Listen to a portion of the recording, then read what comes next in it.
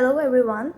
आज की हमारी इस वीडियो का टॉपिक है elements of delegation from the chapter organising. तो सबसे पहले इस टॉपिक के हम कुछ इंपॉर्टेंट क्वेश्चन, इंपॉर्टेंट PYQs देख लेते हैं। सबसे पहला क्वेश्चन जो पिछले साल आ चुका है, give the meaning of delegation. Basically ये 1 मार्क में पूछा जाता है, तो आप इसकी डेफिनेशन, इसका मीनिंग आप लिख सकते हो। सेकेंड है give the meaning of authority as an element of delegation. आपको अथॉरिटी का मीनिंग बताना है, ठीक है। अगर ये 3 मार्क्स में पूछा जाए तो आप इसके मीनिंग और इसके साथ में फ़ीचर्स भी लिख सकते हो। फ़ीचर्स भी साथ में लिख देना, ठीक है। तो अगर 1 मार्क्स में पूछा जाए तो आप सिर्फ अथॉरिटी का मीनिंग लिखना, बट अगर 3 मार्क्स में पूछा जाए तो अथॉरिटी का मीनिंग और उसके साथ उसके फ़ीचर्स भी लिख देना। थर्ड नंबर पे है give the element of delegation. ये क्वेश्चन अगर आपको 1 मार्क्स में आए तो आप तीनों बता देना, elements, responsibility, authority and accountability. और अगर ये 3 मार्क्स में पूछा जाए तो आप अथॉरिटी, रिस्पॉन्सिबिलिटी, अकाउंटेबिलिटी तीनों को साथ में एक्सप्लेन भी करना। और अगर ये आपको 6 मार्क्स में आता है तो आप उसके साथ में फ़ीचर्स भी लिख सकते हो। जैसे कि सबसे पहले रिस्पॉन्सिबिलिटी है, उसका आपने मीनिंग लिखा और उसके बाद आपने फ़ीचर लिख देने। ऐसे ही बाकी के भी ऐसे ही करना है। नेक्स्ट है fourth, authority can be delegated but accountability can not, explain the statement. इस क्वेश्चन का आंसर मैं आपको वीडियो के लास्ट में दूंगी। तो चलिए शुरू करते हैं। Elements of delegation. सबसे पहले जानते हैं कि डेलीगेशन का मतलब क्या होता है। डेलीगेशन का मतलब है जब एक सुपीरियर, जैसे कि एक मैनेजर है, उसके ऊपर अगर काम का ज़्यादा बर्डन होता है या किसी और रीज़न की वजह से वो अपनी कुछ रिस्पॉन्सिबिलिटीज़ और अथॉरिटीज़ को अपने सबॉर्डिनेट्स को दे देता है। इस प्रोसेस में सुपीरियर अपने कुछ काम और डिसीजंस लेने का अधिकार सबॉर्डिनेट्स को दे देता है ताकि काम एफिशिएंटली और टाइमली कंप्लीट हो सके। इसी को बोलते हैं डेलीगेशन। डेलीगेशन से फ़ायदा ये होता है कि सबॉर्डिनेट्स को नए स्किल्स सीखने का मौका मिलता है और सुपीरियर को अपने इम्पॉर्टेंट टास्क पर फोकस करने का टाइम मिल जाता है। तो चलिए इसके एलिमेंट्स पढ़ते हैं। 3 elements of delegation. Basically delegation के 3 एलिमेंट्स होते हैं। First is responsibility, second is authority and the third one is accountability. Responsibility के बारे में पढ़ते हैं। Responsibility means the work assigned to an individual. It includes all tasks an employee is supposed to perform. Manager can delegate responsibility to subordinates. Responsibility का मतलब है वो काम जो एक पर्सन को दिया गया है। इसमें उस पर्सन की रिस्पॉन्सिबिलिटी बनती है कि वो अपने काम को इफ़ेक्टिवली और टाइमली कंप्लीट करे। It include all task an employee is suppose to perform. इसमें वो वाले टास्क इंक्लूड होते हैं जो एक एम्प्लॉय कर सकता है। मैनेजर अपनी रिस्पॉन्सिबिलिटी को डेलीगेट कर सकता है अपने सबॉर्डिनेट्स के साथ। जैसे कि अगर एक प्रोजेक्ट मैनेजर को एक प्रोजेक्ट कंप्लीट करने की रिस्पॉन्सिबिलिटी दी गई है तो उसका फ़र्ज़ है कि वो प्रोजेक्ट को समय पर कंप्लीट करे, ठीक है। तो नेक्स्ट अभी हम इसके फीचर्स के बारे में पढ़ते हैं। Features of responsibility. First is obligation of a subordinate to perform the assigned duty.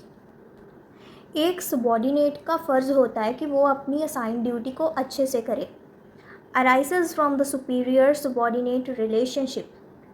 ये रिस्पॉन्सिबिलिटी सुपीरियर और सबॉर्डिनेट के रिलेशनशिप से आती है। Flows upward, subordinates are responsible to their superiors. Responsibility upward flow करती है। सबॉर्डिनेट अपने सुपीरियर्स के प्रति रिस्पॉन्सिबल होते हैं। नेक्स्ट है authority. Authority means the power to make decision. Authority का मतलब होता है डिसीजंस लेने की पावर। जब मैनेजर रिस्पॉन्सिबिलिटीज़ को डेलीगेट करता है तो वो कुछ अथॉरिटी भी सबॉर्डिनेट्स को देता है ताकि वो अपने काम को इफ़ेक्टिवली कर सके।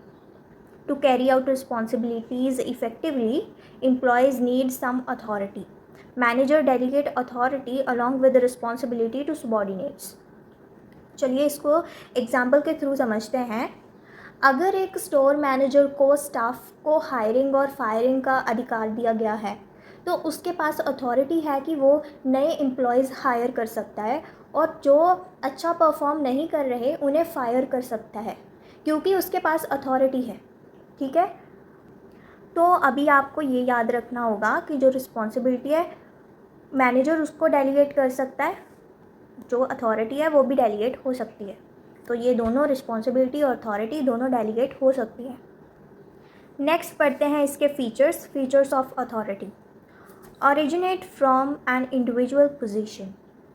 अथॉरिटी एक इंडिविजुअल की पोजीशन से आती है। Include the right to make decision, इसमें डिसीजन लेने का राइट शामिल है। Determines the superior subordinate relationship, ये सुपीरियर और सबॉर्डिनेट के रिलेशनशिप को डिटर्मिन करती है।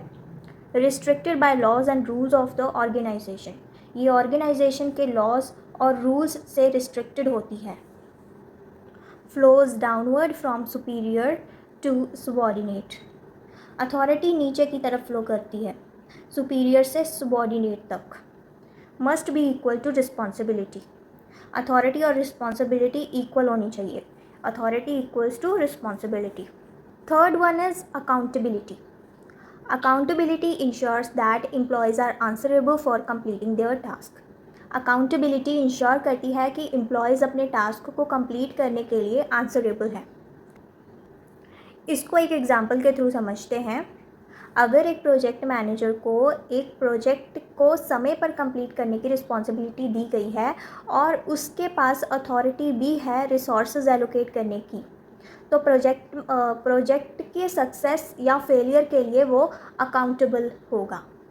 अगर प्रोजेक्ट टाइम पर कंप्लीट नहीं होता तो प्रोजेक्ट मैनेजर को इसके लिए जवाबदेह माना जाएगा, आंसरेबल माना जाएगा। प्रोजेक्ट के टाइमली और बजट फ्रेंडली कंप्लीशन के लिए प्रोजेक्ट मैनेजर अकाउंटेबल है। Accountability can not be transferred but can be shared, meaning manager remain accountable for their subordinate performance. Accountability transfer नहीं की जा सकती लेकिन शेयर की जा सकती है। इसका मतलब मैनेजर अपने सबॉर्डिनेट्स के परफॉर्मेंस के लिए अकाउंटेबल रहते हैं। तो चलिए इसके फीचर्स पढ़ते हैं, features of accountability. First is ensure task are performed as expected, ये इंश्योर करती है कि टास्क एक्सपेक्टेड तरीके से परफॉर्म हों। Second, can not be delegated और ट्रांसफर्ड, ये डेलीगेट या ट्रांसफ़र नहीं की जा सकती। Managers are still responsible for their subordinates work, manager अपने सबॉर्डिनेट्स के काम के लिए रिस्पॉन्सिबल रहते हैं। तो अकाउंटेबिलिटी को हम डेलीगेट नहीं कर सकते, ठीक है।